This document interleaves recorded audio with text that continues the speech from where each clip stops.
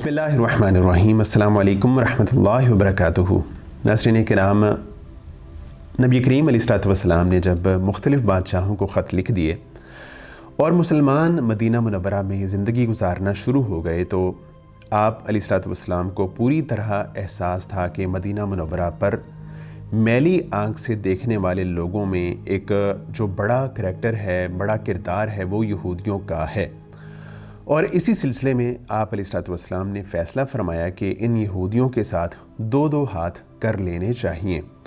और इसी सिलसिले में आप अलैहिस्सलाम ने सहाबा इकराम को जंग की तैयारी का हुक्म दिया और आपने फरमाया कि इस जंग में हमारे साथ सिर्फ़ वो शख्स शरीक हो जो कि अपने दिल में जंग का जज्बा रखता है, तरगीब रखता है, सिर्फ़ वो शख्स हमारे साथ जाए, उसके अलावा कोई शख्स हमारे साथ ना जाए। तो इसी सिलसिले में जो वो लोग जो बैत रिज़वान में शरीक हुए थे 1400 अफराद, सिर्फ़ वो अफराद इस जंग में शरीक हुए और उसके अलावा बाकी लोगों ने इस जंग में शिरकत नहीं की थी। तो ये लोग निकले और खैबर का रुख किया।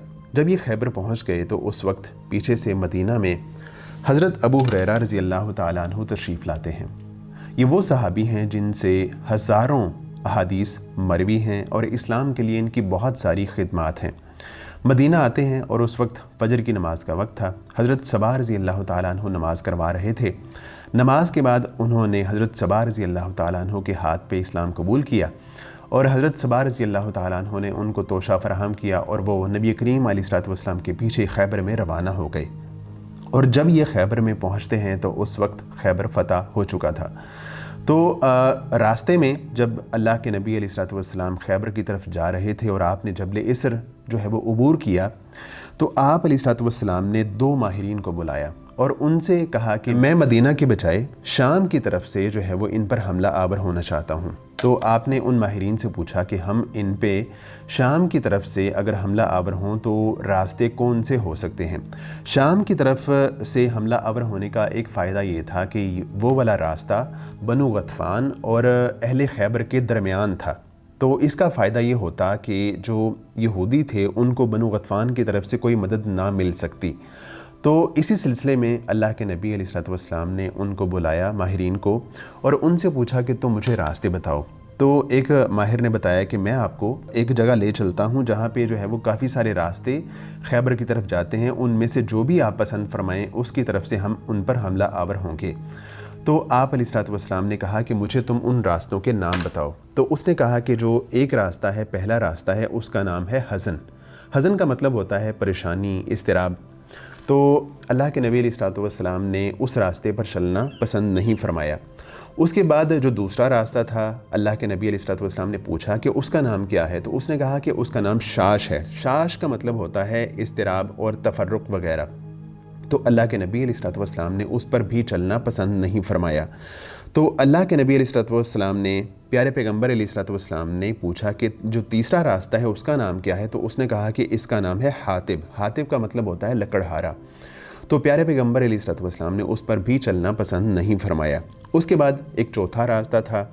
आपने पूछा कि उसका नाम क्या है। तो उसने कहा कि इसका नाम है मरहब। तो अल्लाह के नबी अलैहिस्सलाम ने उस पर चलना पसंद फरमाया और कहा कि हम इस रास्ते से खैबर पर हमला आवर होंगे।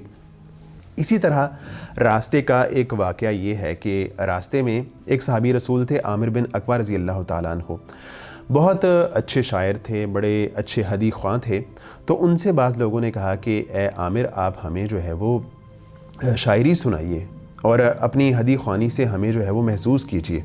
तो उन्होंने रात की तारीकी में सारे लोगों को बुलंद आवाज़ में शायरी सुनाई और उस शायरी का तर्जुमा ये है: ए अल्लाह, अगर तू ना होता तो हम हदायत ना पाते, ना सदका करते ना नमाज पढ़ते।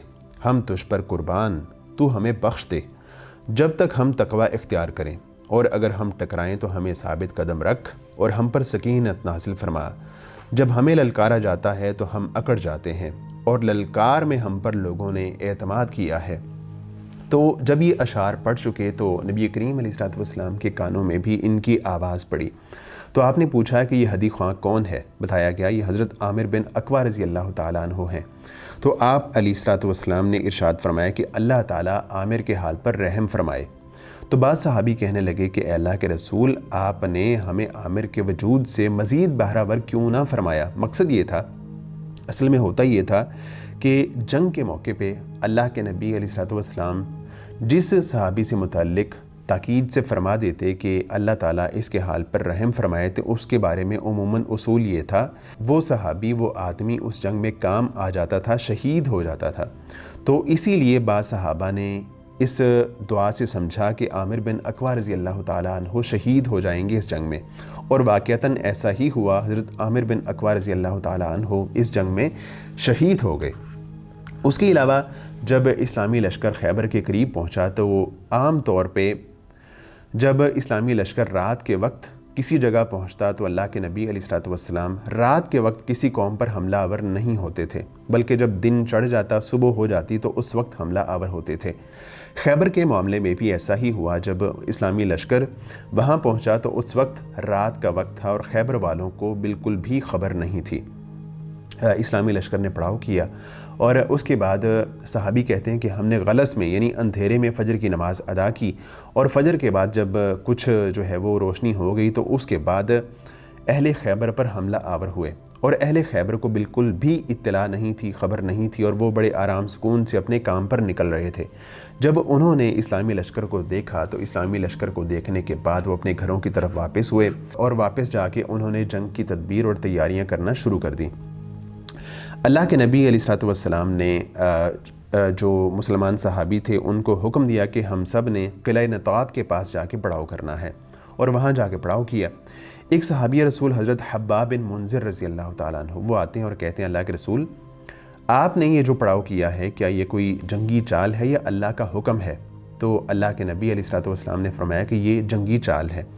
تو حضرت حباب بن منذر کہنے لگے اللہ کے رسول، میری رائے میں یہ جو قلعہ نطاط ہے اس میں اہل خیبر کے یہودیوں کے تمام بڑے بڑے جنگی جو سرفروش ہیں، جنگی سردار ہیں، لڑنے والے ہیں، وہ سارے یہاں موجود ہیں، اور جو ہے یہ جو قلعہ ہے یہ ذرا بلندی پہ ہے اور ہم جو ہے وہ ذرا ان سے نیچے ہیں، اور ہمارے درمیان میں باغ ہے، درخت ہے، وہ ہم پر حملہ آور ہوں گے تو ہمارا نقصان زیادہ کریں گے، جبکہ ہم ان پر حملہ آور ہوں گے تو ہم ان کا کوئی نقصان نہیں کر سکیں گے۔